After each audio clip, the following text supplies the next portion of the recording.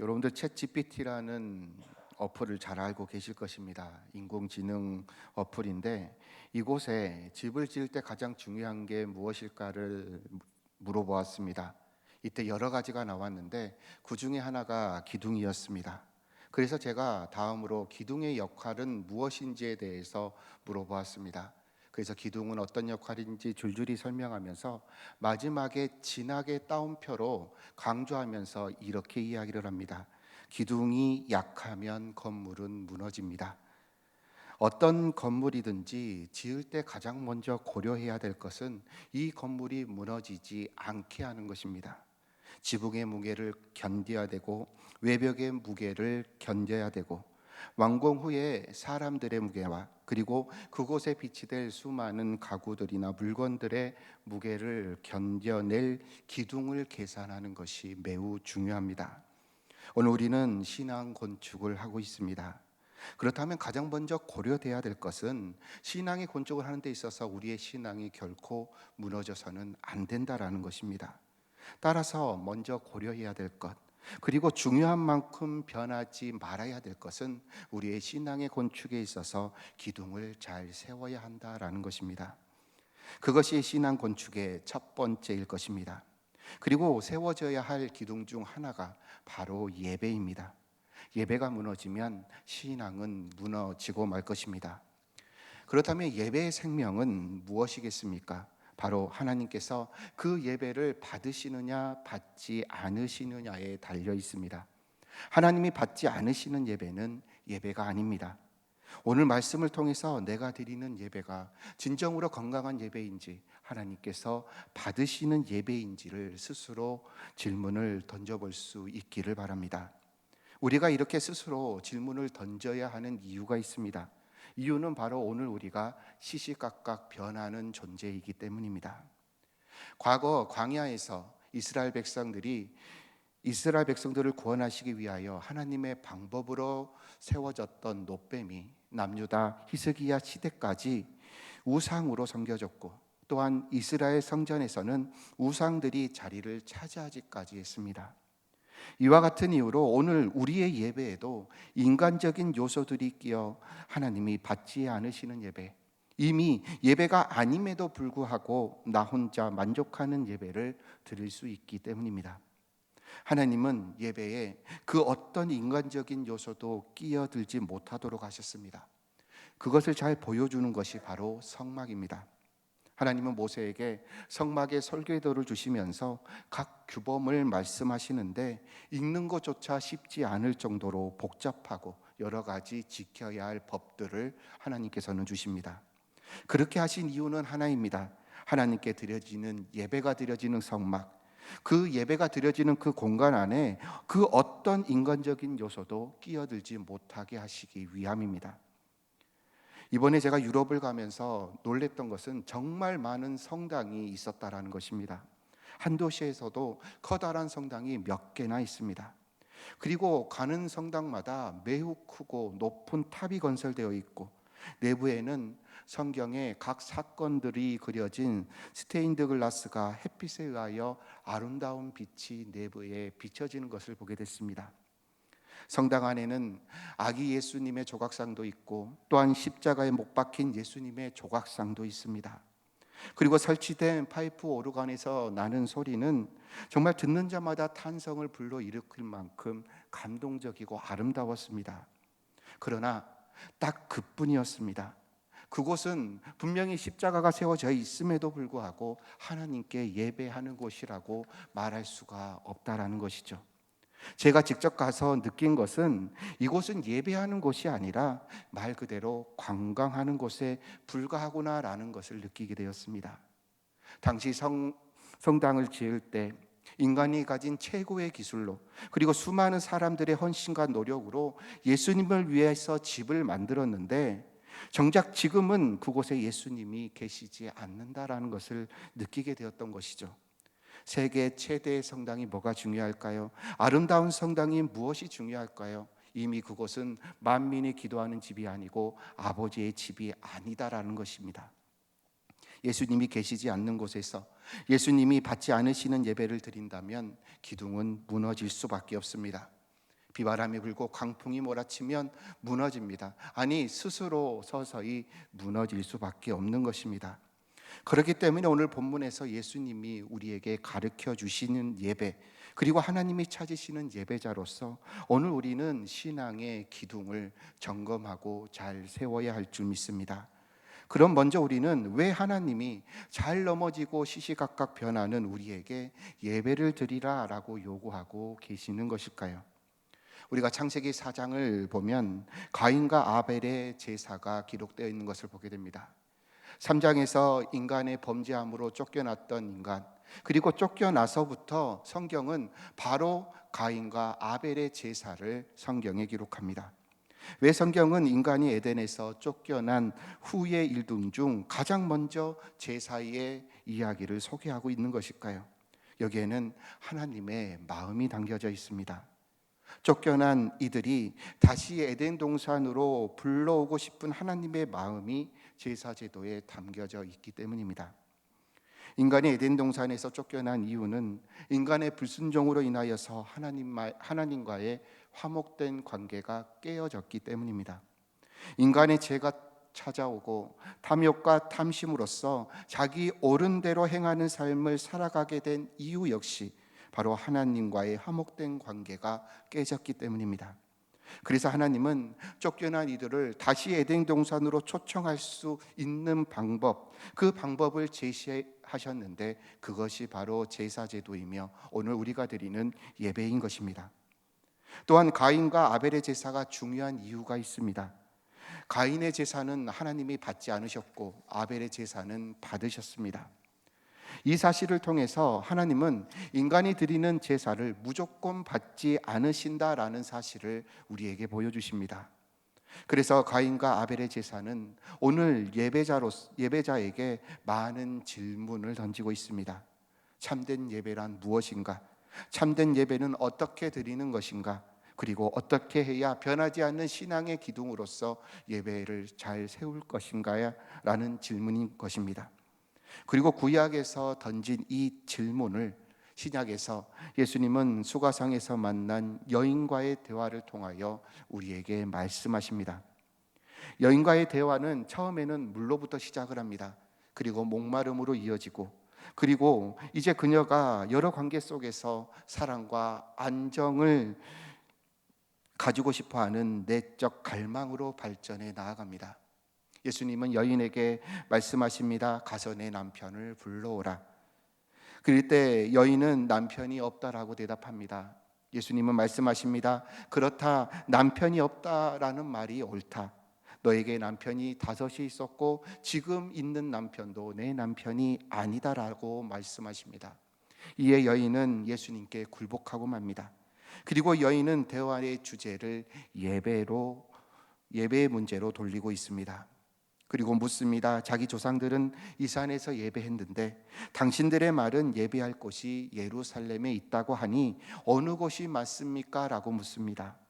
이에 대해 예수님은 이 산에서도 말고 예루살렘에서도 말라라고 말씀하십니다.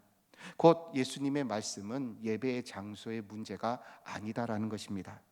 이 말씀을 좀 더 확대해 본다면 웅장한 건물에서 드려지는 것이 꼭 예배가 아니고 수많은 군중들이 모여서 드리는 것 역시도 예배가 아닐 수 있다라는 것입니다. 예배라는 것은 영이신 하나님을 예배하는 그 장소가 바로 예배다라고 말씀하고 있는 것이죠. 그렇다면 예배에서 가장 중요한 요소는 무엇일까요? 예수님은 이어서 말씀하십니다. 바로 예배의 대상에 관하여 21절에 아버지께 예배할 때라고 말씀하십니다. 그렇습니다. 예배의 대상은 오직 하늘에 계신 아버지이십니다. 예수님께서는 우리 예배의 대상을 우리 아버지라고 말씀하시고 아버지께서 참된 예배를 드리는 자들을 찾으신다라고 말씀하십니다. 그러시면서 하나님 아버지를 영이라고 언급하시는데 이 말은 영이신 하나님 아버지께 예배할 때 세상적이고 육적인 것으로 예배해서는 안 된다라는 말입니다. 이어서 영과 진리로 예배할 때가 올 것이며 아버지께서 자기에게 이렇게 예배하는 자를 찾는다라고 말씀하십니다. 예수님은 영과 진리로 예배할 때가 온다, 영과 진리로 예배할지니라라고 두 번이나 영과 진리를 강조하십니다. 이 영과 진리를 예배한다 해서 영과 진리의 헬라어로 번역을 한다면 성령과 진리 안에서 예배할 수 있다라는 것으로 해석할 수 있습니다. 하나님이 받으시는 예배, 바로 예수님이 보내주신 성령님의 도우심 없이는 이루어질 수 없다라는 말이기도 합니다. 성령님이 인도하시는 대로, 성령님이 주시는 감동으로 드려야 한다라는 것이죠. 그러면서 주님이 가르쳐 주시는 진리의 내용을 따라 드리는 예배, 그 예배를 하나님께서는 받으신다라는 것을 오늘 우리는 기억해야 합니다. 성령과 진리 안에서 드리는 개념을 오늘 우리가 이해하기 위해서는 요한복음 3장 5절에서 말씀하셨던 거듭남의 과정과 오늘 함께 생각해 보아야 합니다. 예수님은 진실로 진실로 내게 이르노니 사람이 물과 성령으로 나지 아니하면 하나님의 나라에 들어갈 수 없느니라 라고 말씀하십니다. 사람의 거듭나는 것도 성령님의 도우심으로 이루어지고 참된 예배를 드리는 것도 성령님을 통해서 이루어지는 것입니다. 그리고 성령으로 거듭나기 위해서는 물이 필요합니다. 그리고 성령으로 예배하기 위해서는 진리가 필요합니다. 여기서 물은 곧 회개의 세례를 의미합니다. 예수님의 사람이 되기 위해서, 내가 구원받은 자의 삶을 살아가기 위해서 가장 먼저 필요한 것이 바로 회개다라는 말씀입니다. 이는 곧 하나님을 거역하고 살던 사람이 하나님께로 향한 방향 전환을 뜻하고 있는 것입니다. 회개 세례는 하나님께 나아가기 위한 첫걸음입니다. 그러기 위해서 그동안 내가 옳다고 여겼던, 그래서 죄인지도 모르고 살아왔던 내 삶의 전체를 부정하고 끊어버리고 이제 말씀대로 살아가겠다라는 결단이 바로 회개인 것입니다. 그렇기 때문에 후회와는 전혀 다른 것이 바로 회개인 것이죠. 그리고 또한 회개만으로 우리는 하나님의 나라에 들어갈 수 없습니다. 물과 성령의 역할 사이에 채워져야 할 것, 그 무엇이 있는데 그 구조를 보여주는 것이 바로 로마서 5장 1절입니다. 다 함께 5장 1절을 함께 읽습니다. 시작. 그러므로 우리가 믿음으로 의롭다 하심을 받았으니 우리 주 예수 그리스도로 말미암아 하나님과 화평을 누리자. 아멘. 이 말씀을 요약하면 먼저 회개하고 믿고 의롭다 하심을 받은 다음 바로 하나님과의 화평을 누리는 삶으로 들어간다라는 말입니다. 요한복음도 마찬가지입니다. 3장에서 니고데모에게 거듭남의 진리를 말씀하신 후에 예수님의 십자가의 구원에 대해서 언급하십니다. 그리고 오늘 본문 4장에서 수가성의 여인을 만나고 예배에 관하여 예수님은 우리에게 말씀하고 계신 것이죠. 거듭남은 무엇입니까? 다시 태어나는 것입니다. 죄에 얽매였던 내가 이제 예수님으로 말미암아 하나님의 자녀로서 다시 태어나는 것입니다. 그렇게 새로 태어난 사람이 드리는 것이 바로 예배인 것입니다. 따라서 성령과 진리로 드리는 예배는 우리의 삶과 긴밀하게 연결되어 있습니다. 성령의 사람은 성령 안에서 살아가고 구원받은 사람답게 구원의 진리에 따라서 살아가는 삶을 살아간다라는 것입니다. 그런 사람이 드리는 예배가 하나님이 받으시는 예배인 것입니다. 이를 좀 더 명확하게 지적한 사람 또한 사도 바울입니다. 로마서 12장 1절과 2절을 우리가 함께 읽습니다. 시작. 그러므로 형제들아 내가 하나님의 모든 자비하심으로 너희를 권하노니 너희 몸을 하나님이 기뻐하시는 거룩한 산 제물로 드리라. 이는 너희가 드릴 영적 예배니라. 너희는 이 세대를 본받지 말고 오직 마음을 새롭게 함으로 변화를 받아 하나님의 선하시고 기뻐하시고 온전하신 뜻이 무엇인지 분별하도록 하라. 아멘. 여기서 말하는 몸은 헬라어로 소마인데 이 소마는 육체가 아니라 전인격 인격체를 의미합니다. 따라서 소마는 일종의 그릇 같아서 영을 담으면 영의 몸이 됩니다. 본문에서 말하는 성령으로 예배한다라는 것은 곧 성령의 몸이 된다라는 말이라는 것이죠. 따라서 성령의 몸으로서 성령과 더불어 진리에 따라 예배한다라는 것입니다. 예배를 드리는 동안 성령의 몸이 되고 세상에 나가면 육신의 몸이 될 수 없다라는 말입니다. 성령의 사람이면 밖에서도 성령의 사람입니다. 반대로 육신의 사람이면 어디서든지 육신의 사람일 뿐이다라는 것이죠. 그러므로 영의 몸으로 드리는 예배는 그 삶 전체를 드리는 예배를 말하는 것입니다. 성령의 사람만이 영으로 하나님을 예배할 수 있는 것입니다. 그리고 진리를 따라 살 때에 비로소 성령님께서 역사하시는 것입니다. 솔로몬이 성전을 봉헌한 후에 기도를 합니다. 그리고 그 기도하고 하나님께서 그 기도에 대해서 응답하십니다. 그리고 성전을 향하여 거룩하게 구별할 것이고 내 이름을 영원히 그곳에 둘 것이며 내 눈길과 마음이 항상 거기에 있을 것이다 라는 축복의 말씀을 하십니다. 하지만 이 약속에는 조건이 붙습니다. 내가 만일 아버지 다윗과 같이 명령대로 순종하고 내 율법과 율례를 지키면이라는 조건이 붙습니다. 역대하 7장을 보면 약속의 조건이 지켜지지 않을 때, 다시 말하면 다른 신을 섬기고 내 율법과 그리고 율례를 지키지 않으면 뿌리를 뽑아버리고 성전을 던져버리겠다라고 하나님은 말씀하십니다. 하나님의 입장에서 성전보다 더 중요한 것이 있다라는 것을 우리에게 말씀하고 있는 것이죠. 하나님이 성전을 거룩하게 하신 목적은 무엇일까요? 성전 중심으로 드려지는 제사, 곧 예배를 통해서 하나님과 백성이 거룩한 관계를 이어가는데, 바로 이어가는 것에 있어서 성전을 거룩하게 하신 이유인 것입니다. 곧 예배와 삶이 연결되지 않으면 아무런 의미가 없다라는 것을 솔로몬의 기도의 응답을 통해서 하나님은 분명히 말씀하고 있는 것입니다. 하나님은 예레미야에게 예배하러 모인 청중들을 향하여 너희는 이것이 여호와의 성전이라고 하는 거짓말을 믿지 말라라고 경고하십니다. 이 말씀은 무엇일까요? 예배하는 자들이 성전 밖에서는 자기 옳은 소견대로 행했다라는 것입니다. 자기 옳은 것을 구하려고 했었고 우상을 섬기며 살았습니다. 그리고 성전에서 하나님께 예배하러 모였다라는 것이죠. 그래서 예레미야에게 너는 속지 말라라고 경고하고 계신 것입니다. 프랑스 가르벨 수도회의 수도사였던 로렌스 형제는 하나님과 함께하는 삶을 강조하는 인물로 유명합니다. 그는 다음과 같이 고백했습니다. 내게 부엌에서 일하는 시간은 기도 시간과 다르지 않다.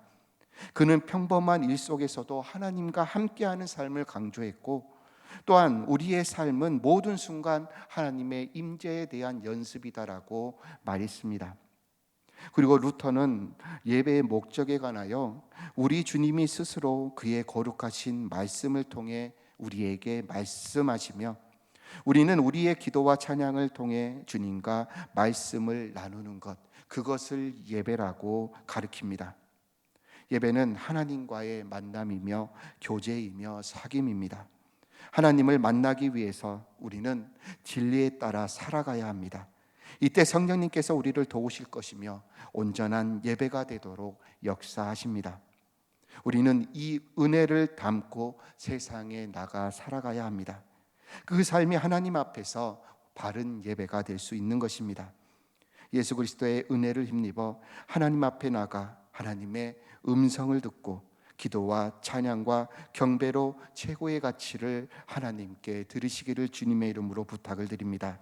그런 사람에게 임마누엘의 축복이 항상 함께할 것이며 우리의 신앙의 건축은 세상을 향하여 분명히 증거될 줄 믿습니다. 신앙의 건축은 예배로부터 시작됩니다. 에덴 동산을 쫓겨났던 인간을 에덴 동산으로 다시 초대하기 위하여 제사 제도를 만드신 하나님은 이제 오늘 우리를 경신교회 공동체로 모으게 하여 주시고 천국으로 초대하기 위하여 우리로 하여금 예배하게 하셨습니다. 그리고 예배자로 세우셨고 더 나아가 삶으로 파송하실 때에 삶 가운데서도 예배하기를 원하셨습니다. 하나님이 찾으시는 예배자로 삶 속에서도 하나님께서 기뻐하시는 제물로 하나님의 영광을 선포하시기를 주님의 이름으로 축복합니다. 이를 통해서 변하지 않는 든든한 기둥을 삶을 통하여 세우시기를 바랍니다. 우리의 거룩한 산제사가 신앙의 건축의 재료가 되고 하나님이 기뻐하시고 찾으시는 일꾼으로 증거될 것이며 이 땅에 하나님의 나라를 확장해 나아가는 주역으로서 쓰임받는 주 예배 헌신자들 되시길 주님의 이름으로 축복합니다.